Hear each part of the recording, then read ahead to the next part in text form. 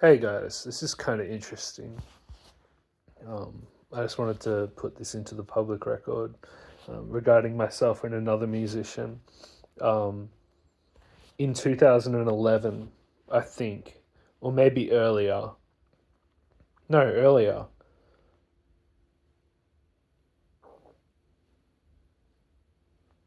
I can't remember. Maybe 2006, 2009. Pretty early. A man named Thomas Dybdahl released a song called How It Feels. And as far as I'm aware, I haven't heard that song until 2021 or something. I discovered Thomas Dybdahl in 2020 during the pandemic when I found Amelia Nicholas's music through her album. Um, what's the album called? Let Her Breathe, the purple and pink album, the pink and red album. It's a good album. She appeared in his in her he appeared in her recommended artists if you like Amelia Nicholas's music. And this song, How It Feels by Thomas Dybdahl on the album with the eye on it. I can't remember what that's called either. But it sounds the chord progression sounds exactly like my song. And my song's called How It Feels as well. And there's two possible reasons why. The first one is the obvious one that I might have stolen it when I was a kid because I wrote How It Feels in 2008 or 2009.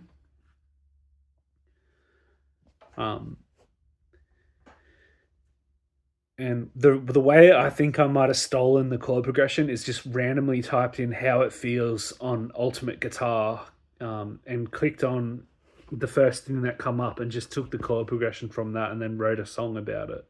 Wrote a song in that chord progression. Pardon me, when I was a kid. Which is quite possible, but I can't remember doing it. And I'm not one to usually steal progressions. The reason why I say it's possible is because with my song Waiting Around, I looked up on Ultimate Guitar jazz chord progressions and just found a bunch of jazz chord progressions and then pretty much just copied that chord progression off the chart and then added my own like unique flair to it and my own like playing style. And then that became Waiting Around. But with How It Feels, when you listen to Thomas Dybdahl's How It Feels, and then you listen to Cale Anderson's How It Feels, that's me. They sound very eerily similar. The other possibility is that ideas exist in the universe, and they come to us in like an antenna that's connected to our brains, and they receive information. And Thomas Dybdahl's How It Feels needed like lyrics, like they needed to be sung. And I channeled through the rest of his unfinished song. But his song's good. His song is finished and it sounds amazing. And um yeah, he talks over it. He doesn't really sing over How It Feels, but it's got this like really good drum pattern. And yeah, the whole vibe of it is just very similar to my song. And I never heard it. I never heard How It Feels, as far as I know.